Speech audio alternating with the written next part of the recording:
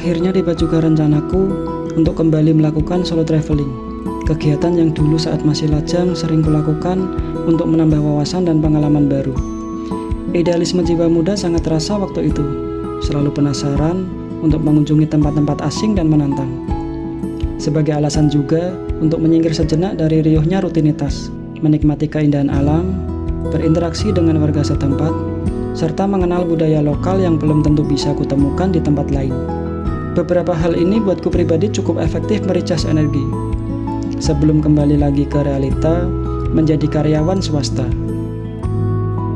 Tujuanku kali ini adalah mendaki Gunung Kerinci. Gunung api aktif di Pulau Sumatera dengan ketinggian 3805 mdpl ini sudah lama menjadi bucket list yang ingin kuwujudkan. Dan baru sekaranglah kesempatan itu seperti datang di waktu yang tepat, di saat kondisiku siap secara fisik maupun logistik. Logistik dalam bentuk biaya tentu saja. Sejak 6 bulan sebelum hari H, aku sudah mulai mencari referensi, menyusun itinerary, dan mulai rutin olahraga lari. Bisa dibilang, ini menjadi travelingku yang paling terencana. Mengingat resikonya yang terbilang besar, persiapan matang harus diperhitungkan.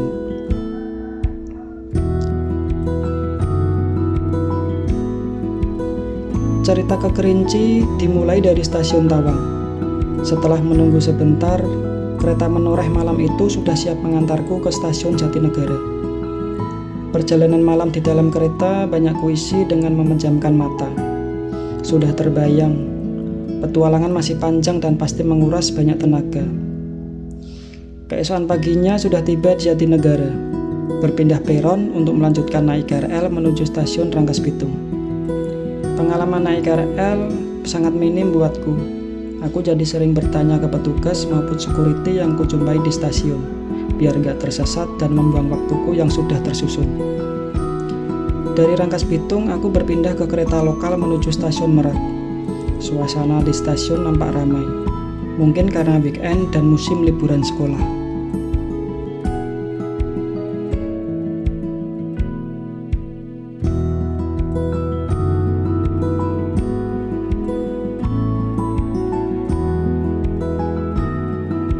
Sesampainya di Merak, aku lanjut berjalan kaki menuju loket pelabuhan untuk menyeberang dari pelabuhan Merak ke Bakauheni.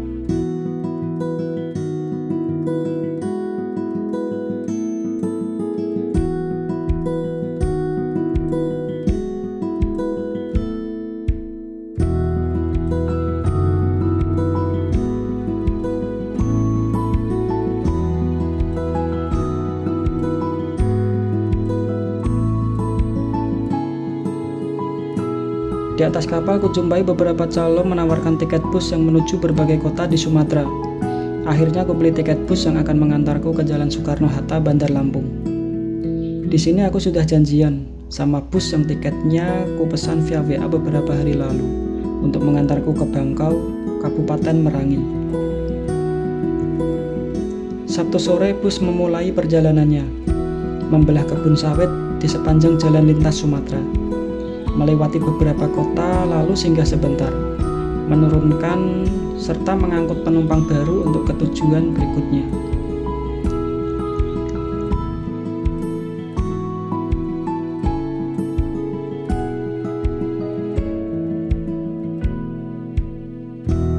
Minggu sore aku sudah sampai di Terminal Bangkok. Masih ada beberapa jam untuk bersantai sambil menunggu pemberangkatan travel yang sudah kupesan untuk menuju ke base camp. Travelku sempat ngetem cukup lama di sekitar Simpang Tugu Pedang, Bangkau. Beberapa kali kulihat rombongan pendaki yang lebih dulu menuju ke Kerinci, karena kalau perjalanan darat dari bagian selatan Sumatera, aksesnya pasti lewat sini.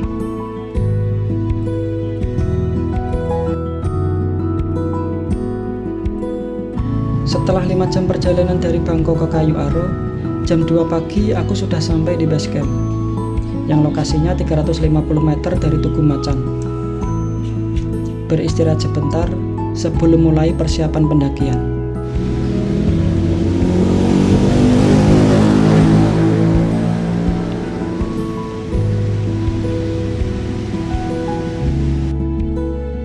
Perjalanan darat lebih dari 48 jam dari Semarang ke Desa Kersitua bukannya tanpa kendala dan tantangan. Meskipun sudah kupersiapkan secara matang, ada saja kendala di lapangan yang di luar prediksiku. Aku menyadari keterbatasanku, karena jalur perjalanan kali ini menjadi pengalaman pertama untukku. Aku selalu percaya, di setiap kesulitan selalu ada kemudahan. Di setiap perjalananku, selalu saja ada cerita seru yang sulit dilupakan. Bertemu orang-orang baru dengan beragam karakter, yang bahkan tidak saling kenal pun mereka menawari bantuan tanpa ku minta. Kendala yang kupikir akan menghambatku, justru membuatku semakin bersyukur, karena kemudahan-kemudahan yang kudapat selama perjalanan.